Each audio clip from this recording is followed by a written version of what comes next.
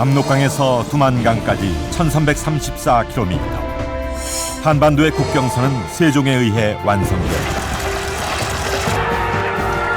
북방 영토 개척의 분수령이도 했던 사저강 야인 토벌.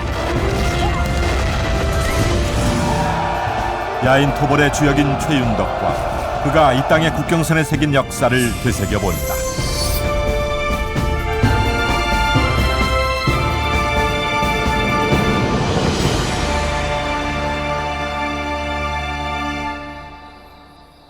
조선이 배출한 최고의 성군으로 평가받아온 세종.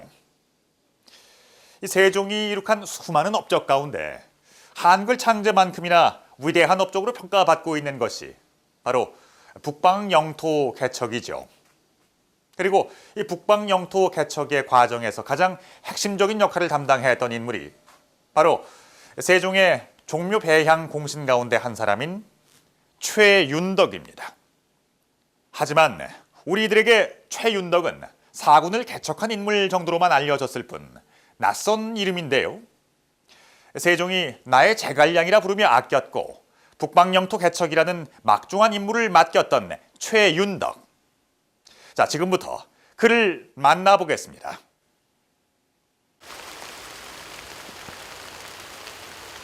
경북 문경의 산골 마을 소야리.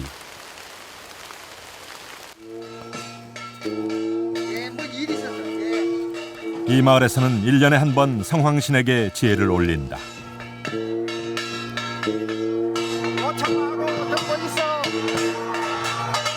이곳 사람들은 성황신을 마을을 지켜주는 수호신으로 여긴다.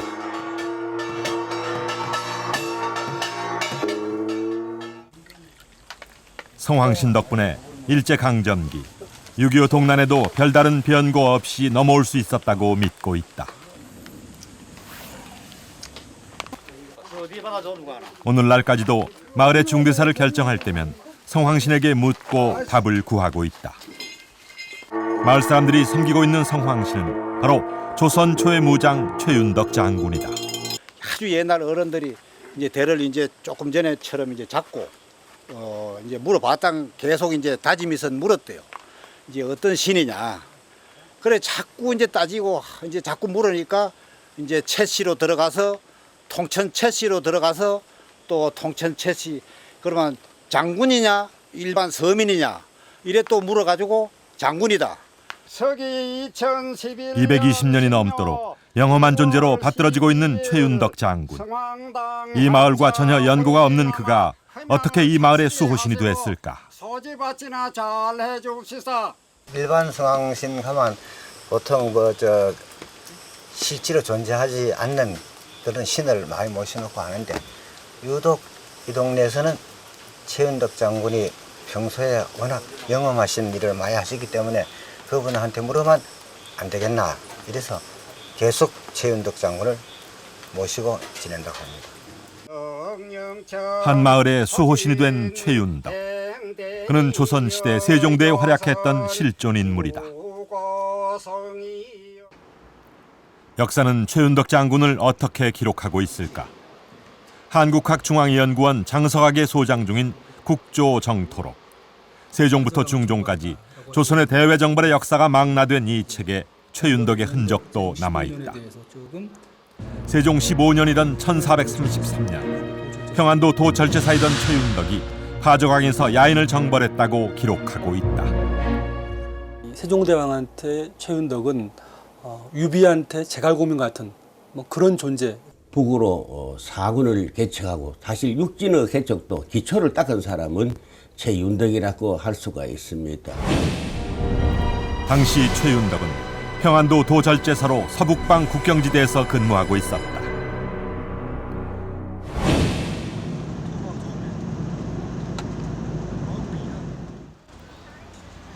중국의 단둥은 예로부터 조선과 중국 양국의 관문이었다. 한반도와 중국의 국경선인 압록강을 사이에 두고 중국의 단둥과 북한의 신의주가 마주하고 있다.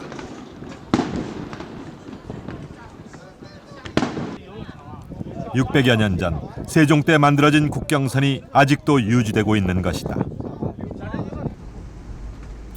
신의주에서 압록강을 건너 차로 5시간을 달리면 중국 랴오닝성 랴오양에 이른다. 랴오양에는 71m 높이의 거대한 백탑이 있다.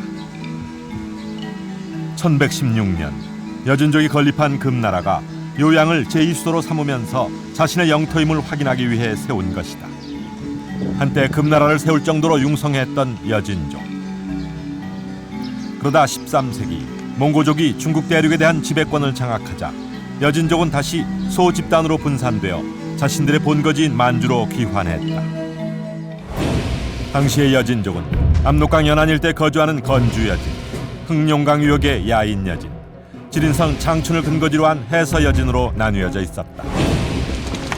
이들은 세종이 즉위한 후에도 틈만 나면 조선을 침략하고 약탈을 일삼았다. 만주에서 부족 단위로 흩어져 살던 여진족. 하지만 이들은 같은 언어와 문화를 가지고 있어 이들이 세력을 연합한다면 조선에게는 크나큰 위협이 될 수도 있는 상황이었다. 실제로 건주 여진의 누르하치는 여진족을 통합해 청나라를 건국하고 1644년 명나라가 농민 반란으로 무너진 틈을 타 중원까지 장악하게 된다. 말등에서 태어나 말등에 죽고 배를 타면은 또 일본까지 진출할 정도로 굉장히 강맹했기 때문에 전투에 능한 민족이었거든요. 그래서 그 여진족들이 또 그런 강인한 생활 속에서 그 독립심도 강하고 해서 명이나 조선이 쉽게 지배하기가 어려웠죠. 특히 여진족들은 점차 남하해서 연해주, 두만강, 압록강 유역과 조선의 군세력이 미치지 못한 함경도와 평안도 내륙에까지 산거해 있었다. 여진족들은 조선과 평화로운 관계를 유지하다가도 태도를 돌변해서 침략과 약탈을 자행했다. 당시 가장 피해가 컸던 곳은 조선의 최북방 진지였던 여연과 경원이었다. 이들은 백두산 아래 조선의 변경 중심지역 여연지방을 침범하여 약탈했다.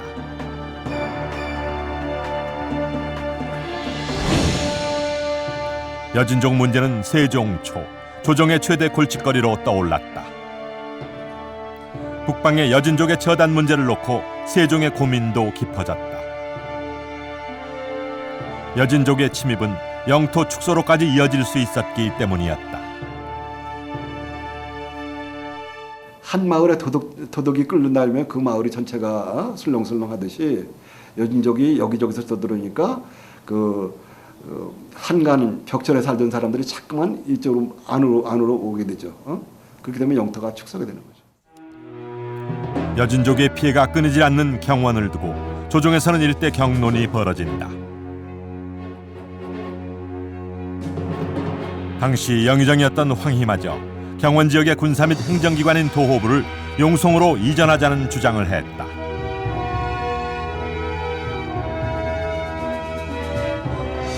함경도에 자리했던 경원을 지금의 함경북도 청진 남쪽에 있는 용성 지역까지 후퇴시키자고 당시 신하들 대부분이 주장했다.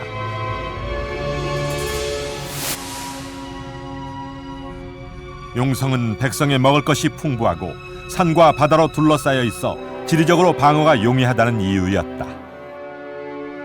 하지만 관료들이 이런 의견을 내놓을 때마다 세종의 입장은 단호했다.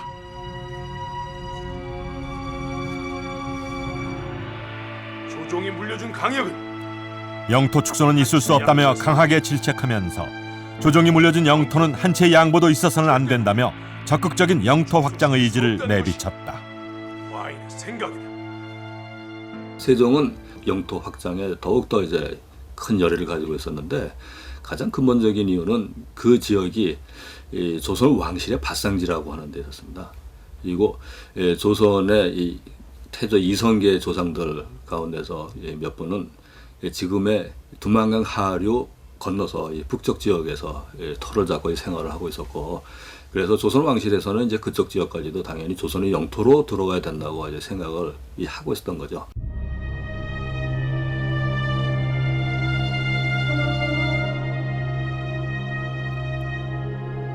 그렇다면 세종이 생각했던 조선의 영토는 어디까지였을까?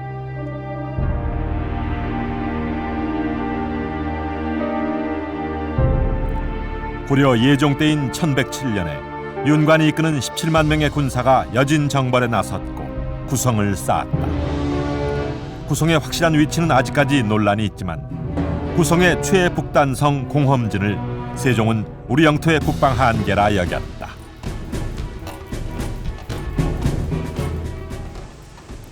공험진까지가 조선의 영토라는 근거는 조선왕조실록에서 찾아볼 수 있다. 1405년 명나라로부터 공험진까지가 조선의 땅임을 인정받은 것이다. 명나라에서 공험진 이북은 요동에 환속한 반면 공험진 이남은 조선의 땅으로 인정했다는 것이 이 기사의 요지다. 세종은 윤관이 세운 공험진의 정확한 위치를 찾으면 조선의 국경이 명확해질 것이라 생각했다. 그래서 김종서에게 공험진의 위치를 찾아볼 것을 명한다.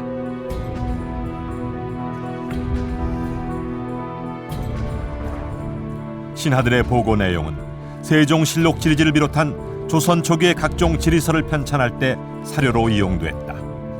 세종실록 지리지의 경원도 호부조는 공험진의 위치를 두만강에 접한 경원에서 북쪽으로 700리 있다고 기록하고 있다. 조선 영조 때 해동지도에도 공험진과 고려의 영토임을 확인하는 비석을 세웠다는 선출령이 표시돼 있다. 실제로 공험진과 선출령은 두만강 너머에 있었다. 이때 그 공험진에다가 뭘 표시를 했느냐면 여기까지가 고려의 영토다, 고려지경이다 라고 하는 걸 표시를 했다는 겁니다.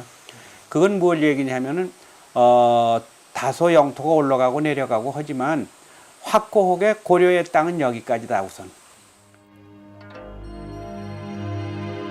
17세기 조선시대에 그려진 귀중한 화첩 북관유적도에도 공험진의 단서가 남아있다.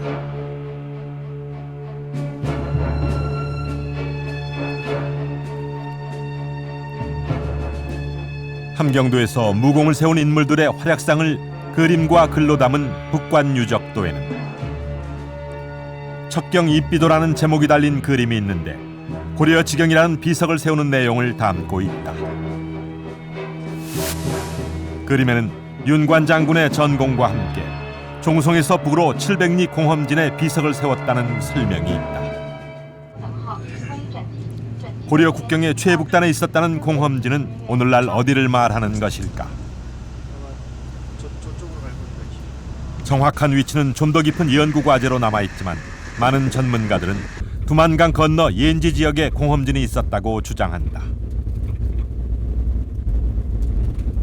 세종이 생각했던 공험진의 위치도 경원에서 북으로 700리, 280여 킬로미터 떨어진 두만강 건너 북쪽이었다. 역사적인 연고권이 있고 또 명으로부터도 영유를 합법적으로 인정을 받았고 해서 그 공험진 이남 지역은 조선의 땅이지만 대대로 오랫동안 여진족들이 살았으니까 여진족들이 자유롭게 생활을 하며 어디까지나 이 땅은 조선이고 조선의 땅이고 대신 조선에 충성을 바치고 조선의 백성으로 살아라. 그러던 1432년 12월 결정적인 사건이 발생한다.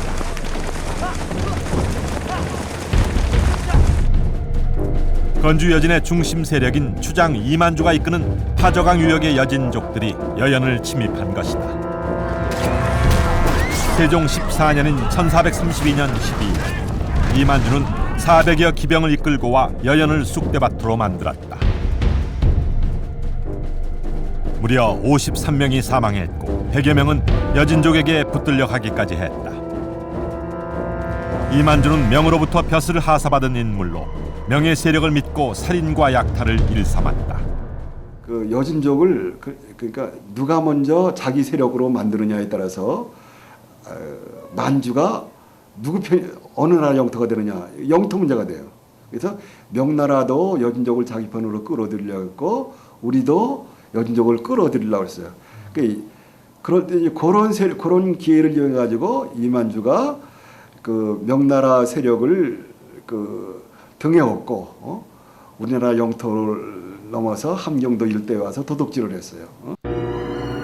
이 사건을 계기로 세종은 마침내 북벌을 결심한다.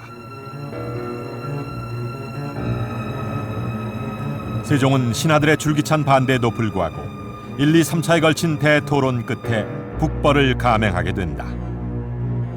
북벌의 총 지휘관을 맡긴 것은 당시 평안도 절제사였던 최윤덕이었다.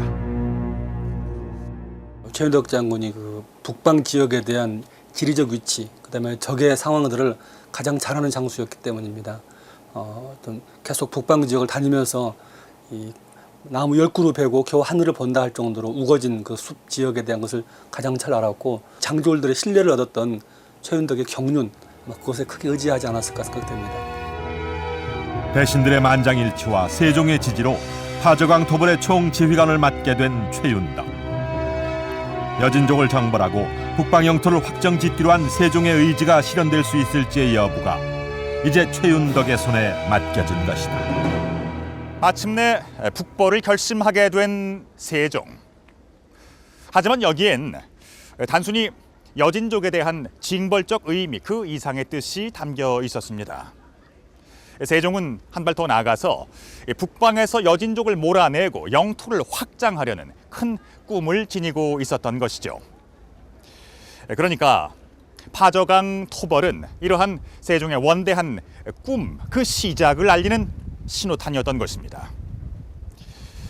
이렇듯 북방 영토 개척의 시작을 알리는 파저강 토벌. 그 막중한 임무가 최윤덕에게 내려졌습니다.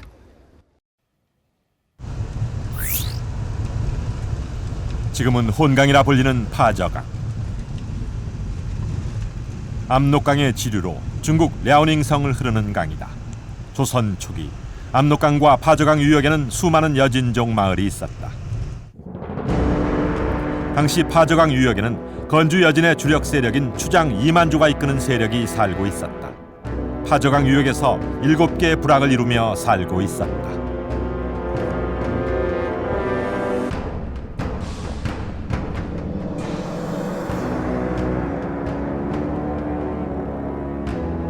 최윤덕은 3,000명으로 예정돼 있던 정벌군 규모를 적어도 1만 명 이상으로 증원해달라고 건의했다.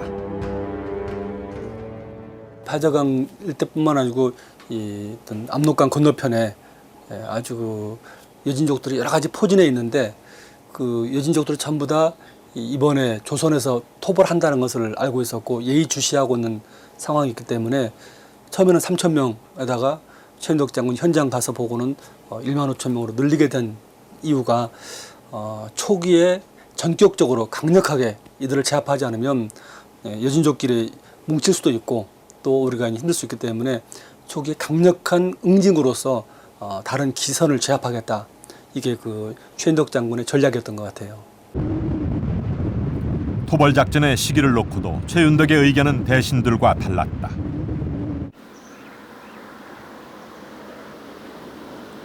당시 조정에서는 겨울 공격설이 대세였지만 파저강의 겨울은 혹독했고 눈도 많이 내려서 병사들이 추위 때문에 겪을 고충이 예상됐기 때문이다. 현장 답사를 마친 최윤덕은 왕에게 자신의 의견을 고한다. 땅이 얼고 물이 흘러넘치는 겨울보다는 물이 마르기를 기다렸다가 봄에 공격하자는 것이었다.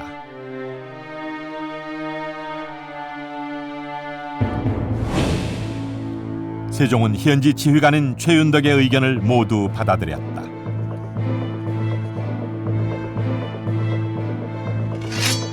그리고는 모든 작전권을 최윤덕에게 일임했다.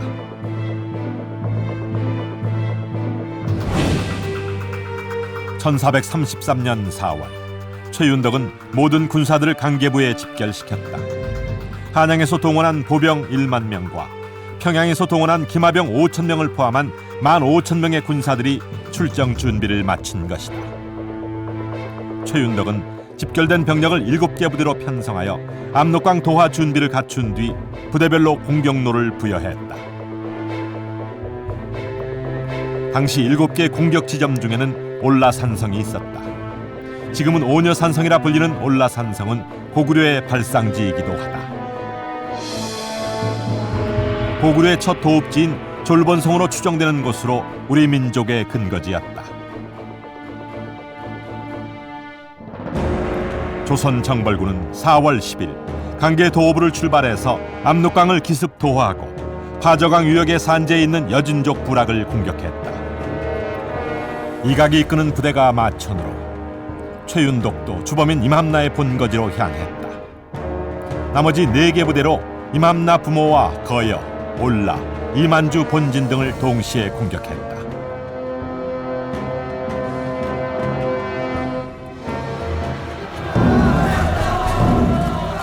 일거타진 작전은 성공적이었다. 10일간 계속된 작전에서 조선군은 여진족 부락을 초토화시켰고 여진족들은 각지로 흩어졌다.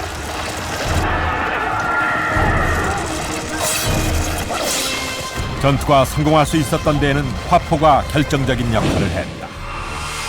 최윤덕은 여진족들의 침입에 대비해서 여연과 강계 지역에 화포를 증원해 줄 것을 요청하기도 했다. 야인들 같은 경우에는 그 총통이라고 하는 것을 가지고 있지는 않습니다. 화약병기를 안 가지고 있기 때문에 화약병기가 가지고 있는 관통력이라든가 또 그 소리적인 효과, 여러 가지 그런 부분들을 봤을 때 그 전투에서 상당한 효과를 보았다라고 보여집니다. 세종 또한 여진 정벌을 철저하게 준비해 왔다.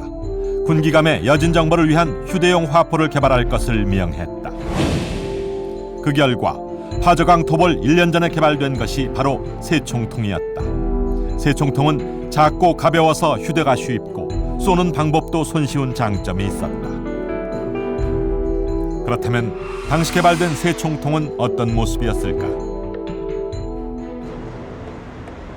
얼마 전 서울 세종로 도심 한복판에서 대규모 발굴이 이루어졌다.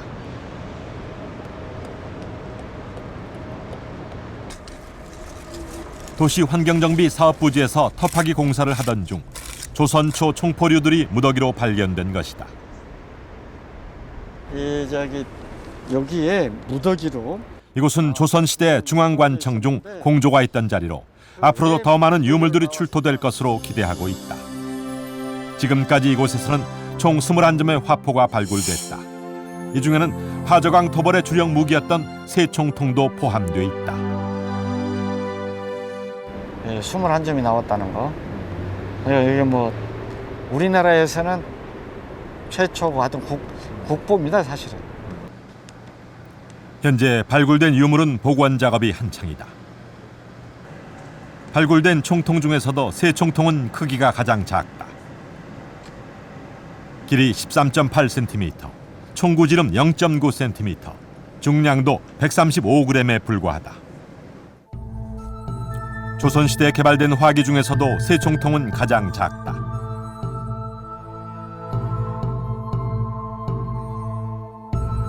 몸통에 해당하는 총신과 화약을 넣는 약실, 손잡이인 자루 부분으로 구성된 다른 총통과는 달리 새총통은 자루 부분인 손잡이가 없는 것이 특징이다.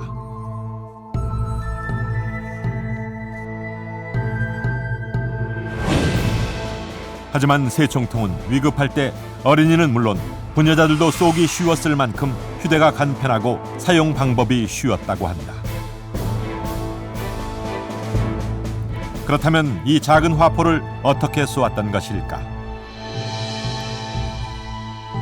새총통의 설계도와 재원은 국조 올해의 설해 중 병기도설에 상세히 기록돼 있다. 병기도설에는 새총통과 함께 총신의 자루에 해당하는 철흠자가 소개돼 있다. 작고 가볍게 만들다 보니 발사 시 폭발력을 버티지 못하고 자루가 부러지는 단점이 있다. 이에 자루 대용으로 탄성이 강한 주철로 만든 손잡이용 집게를 고안해 총통을 잡고 화살을 장전해서 약실에 불을 붙이면 발사되는 원리다. 총신은 짧게 하고 거기에 화살을 장전한 새총통을 여러 개를 휴대하고 있다가 교대로 갈아서 그때그때 연속적으로 사용할 수 있게끔 만든 것이 새총통이라고 할 수가 있죠. 새총통은 여진정벌 과정에서 큰 위력을 발휘했다. 휴대와 발사가 간편할 뿐만 아니라 적과 싸울 때는 말 위에서 여러 개를 소지하고 있다가 번갈아 가면서 연속 발사할 수 있는 장점이 있었다.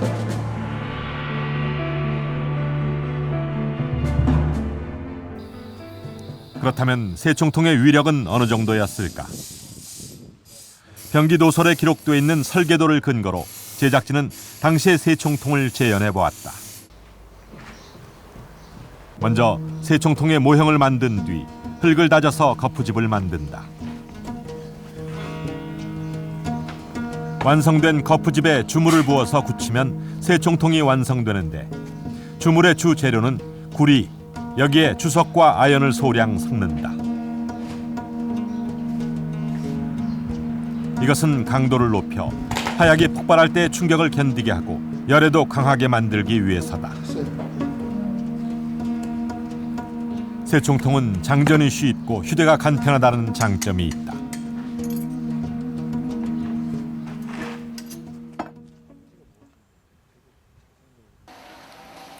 육군사관학교의 도움으로 발사 실험을 해보았다. 기록대로 약실에는 약 300g의 화약을 넣었다. 새총통을 쏠 때는 약실이 폭파될 수 있기 때문에 반드시 손잡이용 집게를 이용해야 한다.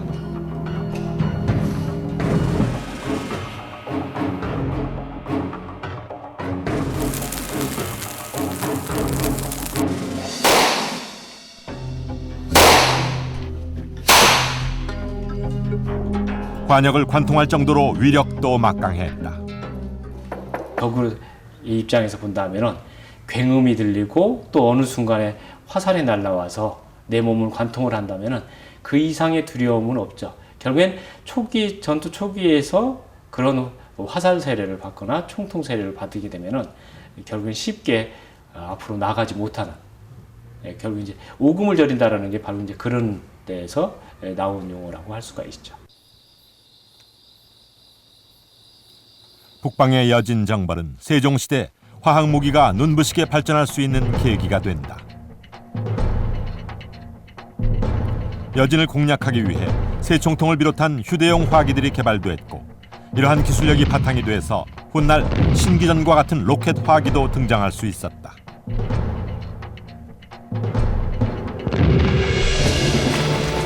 새총통이 엄청난 굉음으로 초기 기선제압용으로 사용됐다면 살상용 주력 무기로 사용된 것은 화살이었다. 당시에는 길이가 일반 화살의 절반이 채 안 되는 30cm 길이의 애기살이라고 불린 편전이 사용됐다. 편전은 야인들에게 기밀이 새어나갈 것을 염려해 국경지대에서는 훈련까지 금했을 정도로 조선의 강력한 비밀 병기였다. 조선의 비밀 병기 편전은 일반 화살과 어떤 차이가 있을까?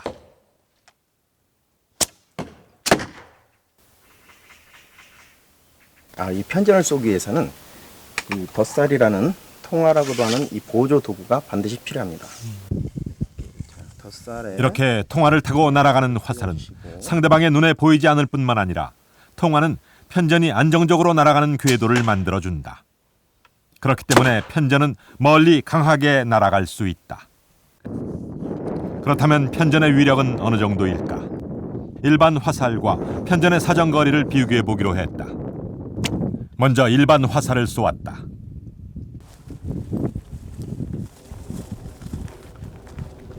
얼마예요? 일반 화살의 사정거리는 259m. 이번에는 편전 차례. 한눈에 보기에도 일반 화살보다 멀리 나갔다. 383m? 편전의 사정거리는 383m에 달했다. 일반 화살에 비해 편전이 130m 이상 멀리 나간 것이다. 이번에는 속도를 측정해 보았다. 속도가 빠르면 곧 관통력이 크다는 것이다. 편전이 일반 화살보다 초당 19m가 빠르다. 실제로 4.3cm 두께의 합판에 편전을 쏘아보았더니 관통된 것은 물론 합판이 반으로 갈라졌다. 사정거리도 길고 파괴력이 컸던 편전은 조선 원정군을 승리로 이끈 주역이었다. 편전이 조선의 비밀병기로 쓰였던 또 하나 결정적인 이유가 있다. 내가 쏜 화살을 적이 주워서 다시 나에게 되돌려 쏘는 거죠. 그렇기 때문에 재수 없으면 이제 제가 만든 화살에 제가 맞을 수도 있다라는 이런 게 나오는 건데, 이 편전은 다른 겁니다. 이걸 쏘고 나면 적이 죽더라도 다시 나에게 되돌리고 쏘고 싶은데 이 통화가 없으면 그럴 수가 없다라는 거죠. 사정 거리가 길고 파괴력도 좋았던 편전은 적군이 재사용할 수 없다는 장점까지 가지고 있었다. 대외 영토 확장, 사군 육진 개척, 여진 정벌 그런 부분들의 무기가 필요하다는 인식이 명확했었고 또 나름대로 기술력 고려 말 때부터 여러 가지 총통이라든가 화약 무기를 개발하기 위한 여러 가지 기술들이 충족이 돼서 그 시기에 하나 꽃을 피울 수 있는 그런 시기가 있었고 결국에 그것이 대외 영토 확장을 추진함에 있어서 세종이 하나의 기본적인 토대가 되었다라고 할 수가 있죠. 4월 20일 파저강 토벌은 강력한 무기로 무장한 조선군의 압승으로 끝났다. 183명을 사살한 전투에서 조선군의 사상자는 4명에 불과했다. 이 같은 공을 인정받아 파저강 토벌 직후 우의정에 특진된 최윤덕은 2년 후에는 좌의정에까지 오른다. 무인에게는 파격적인 대우였지만 세종은 마땅히 최윤덕이 수상이 될 만하다고 여겼다.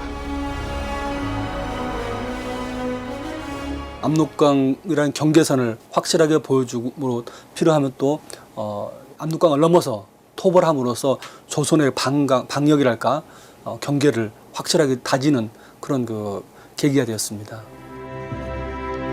파저강 토벌 이후 최윤덕은 곧바로 사군 개척에 착수한다. 여진족의 점거지였던 압록강 상류 지역을 조선의 영토로 편입시킨 것이다.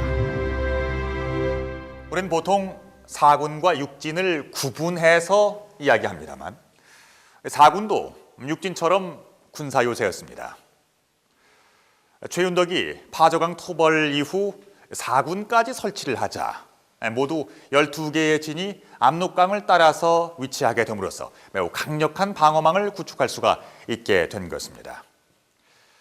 또한 세종의 북방 영토 개척은 화약 무기류의 발전에도 견인차 역할을 했습니다. 파저강 토벌에서 활약을 했던 세 총통이 있었기에 신기전과 같은 당시 세계 최고 수준의 로켓 무기류도 등장을 할 수가 있었던 것이죠. 하지만 최윤덕이 파저강 토벌을 승리로 이끌 수 있었던 것은 강력한 무기와 치밀한 작전 덕분만은 아니었습니다. 그는 오랜 세월 동안 전장터에서 실전 경험을 쌓은 준비된 무장이었던 것입니다. 최윤덕은 경남 창원에서 태어났다. 조선 태종과 세종대에 활약한 최윤덕은 10대 후반부터 무관으로 기용돼 전장에 나아갔다. 1445년 70살의 나이로 눈을 감을 때까지 그는 변방을 지켰다. 하지만 그의 출생지인 창원에도 묘소만 남아있을 뿐 최윤덕의 흔적을 찾기란 쉽지 않다. 그의 흔적이 발견된 것은 조선 후기에 발간된 해동명장전이었다.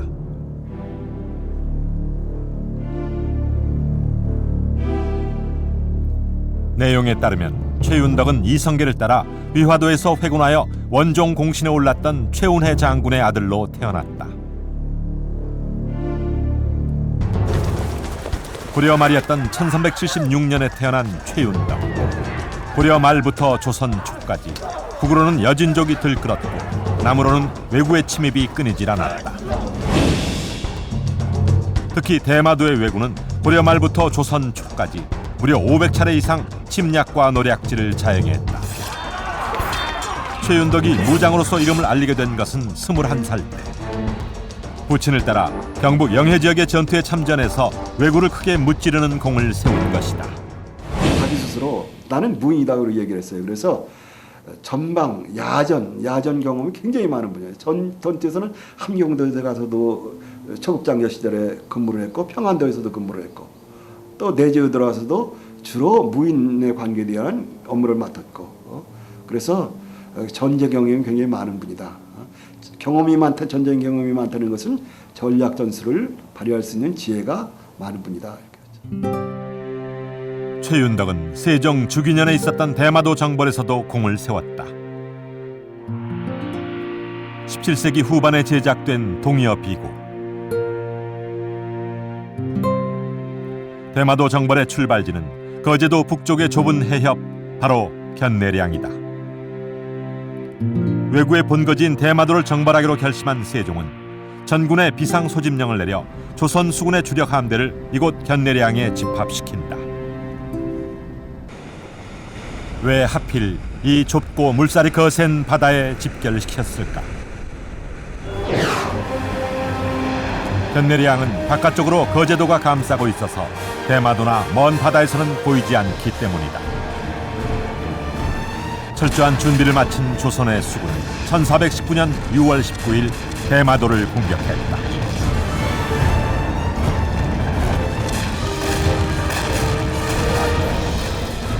전투 부대는 이종무가 총알을 하고 그 외에 수발한다든가 무슨 정보라든가 그 뒤에서 여러 가지 작전에 도움을 주는 역할을 한 것이 최윤덕 장군이라고 볼 수 있습니다. 대마도를 정벌하기 전에 대마도와의 연락을 모두 차단해야 정보가 누설되지 않는다.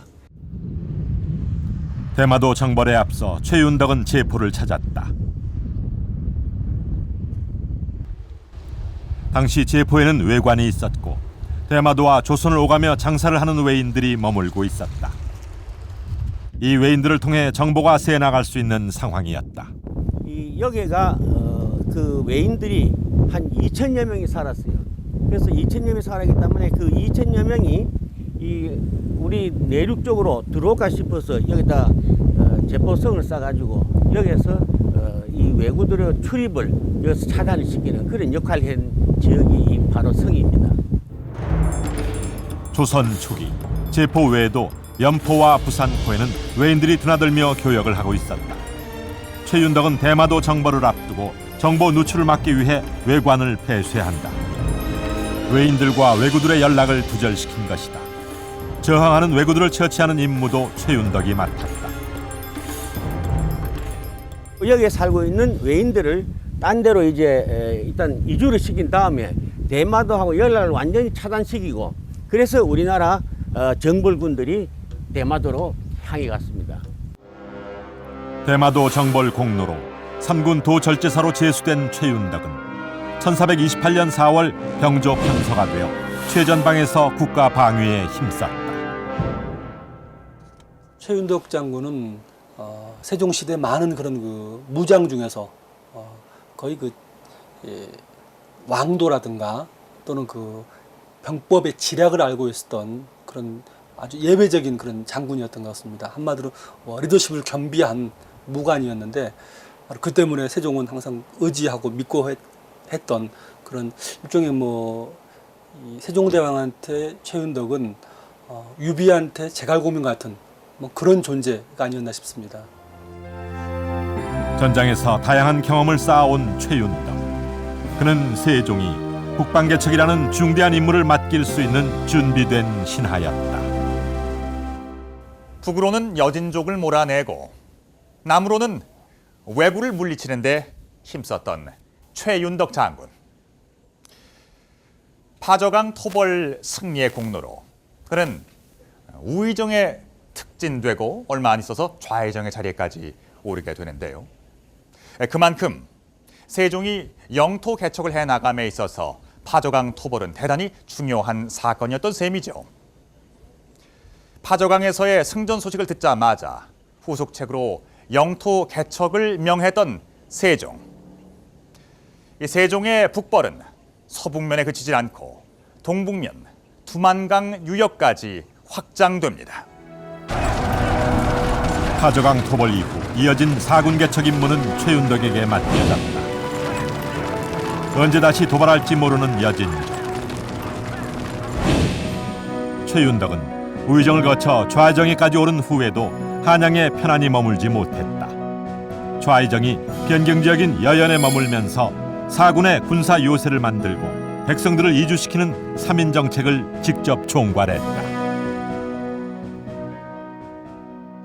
그러니까 그 지역을 완전히 맡긴 거예요. 그 총책임지고 여기를 우리 땅이 되도록 후속 조치를 하라 이렇게 되고 최윤덕이 그걸 잘 해냈어요. 세종은 서북방과 동시에 동북방의 국경선도 확립해 나갔다. 야인 여진들의 침입이 끊이질 않았기 때문이다. 최윤덕은 동북방 지역의 국방에까지 관심을 기울였다. 세종에게 회령진의 방비를 튼튼히 해야 한다고 고하기도 했다. 함경북도 회령 지역은 조선으로서도 포기할 수 없는 땅이었다. 넓은 평야와 비옥한 토지를 가진 회령은 농사를 짓기에 최적의 장소였기 때문이다. 세종은 이곳에 진을 설치하고 백성들을 이주할 계획을 세웠다. 작은 언덕 후사에 발달되어 있는 마을들이 당시 회령진의 주진이 있었던 본부에 해당이 되겠습니다.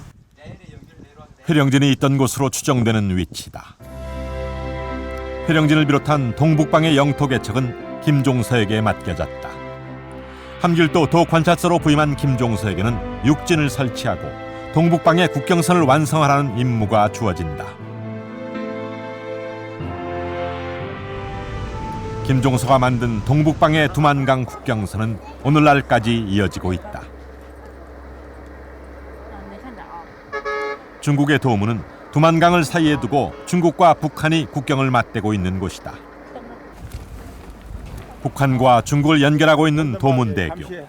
가운데를 경계로 위로는 북한이고 아래쪽은 중국의 영토다. 육진 중의 하나인 두만강변에 자리한 종성도 평야지대가 발달했다.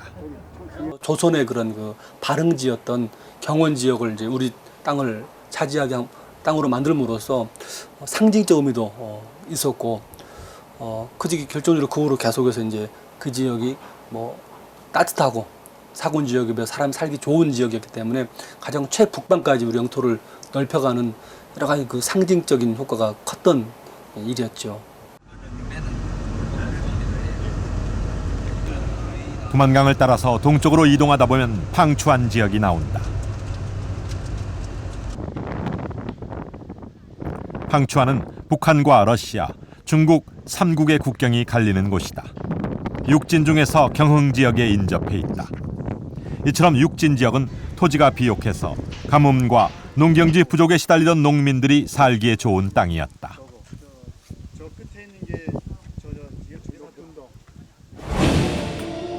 육진이 설치되면서 평안도 일대는 1437년부터 3년간 8번에 걸쳐 대거의 3인이 이루어진다. 1434년부터 15년 동안 온성, 종성, 회령, 부령, 경흥, 경원에 국방요새인 6개 진이 완성됐다. 이는 두만강까지 조선의 영토가 확장됐음을 의미한다. 이 정근대 사회에서는 이 국경이라고 하는 것이 명확하게 선으로 그어지지 않는 경우들이 많습니다. 그런데 우리의 경우에는 이 압록강 그리고 이제 두만강 그것과 연결된 지역 전부를 우리의 영토로 확보를 하게 되면서 그러면서 자연적으로 형성이 되어 있는 압록강과 두만강이 일종의 경계선 역할을 하게 되고 따라서 쉽게 압록강과 두만강이 일종의 국경선이라고 하는 생각을 가질 수가 있게 됐던 것이죠. 서북 방면의 사군 설치와 함께 무려 15년간에 걸쳐 완성된 육진을 계기로 우리나라의 북방 국경선이 완전하게 두만강 압록강 연안에까지 뻗치게 됐다. 사군 육진을 개척하고 나아가 국경선을 확정시킨 세종대의 가장 위대한 업적, 그 시작은 바로 최윤덕의 파저강 토벌이었다. 최윤덕이 있었기에 북방 영토 개척이라는 세종의 원대한 꿈도 실현될 수 있었던 것이다.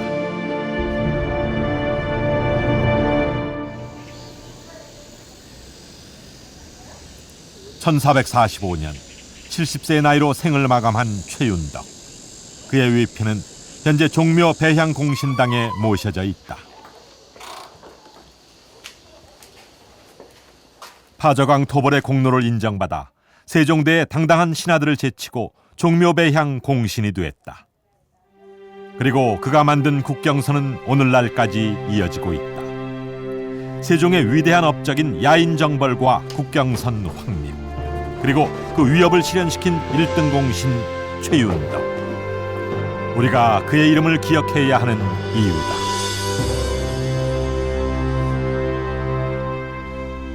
화저강 토벌 이후 좌회정의 자리에까지 올랐던 최윤덕.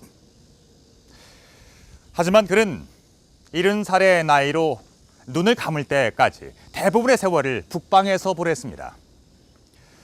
무인으로서 국가 방위를 위해 행동하고 실천에 옮기는 삶을 살았던 것입니다. 세종의 적극적인 의지와 최윤덕과 같은 수많은 묵원들의 피와 땀으로 일궈낸 국경선은 600년 가까운 세월이 흐른 오늘날까지도 여전히 이어지고 있습니다. 독도를 비롯한 영유권 분쟁이 계속되고 있는 오늘날, 우리 땅 국경선에 새겨진 역사를 한 번쯤 되새겨 봐야 할 것입니다.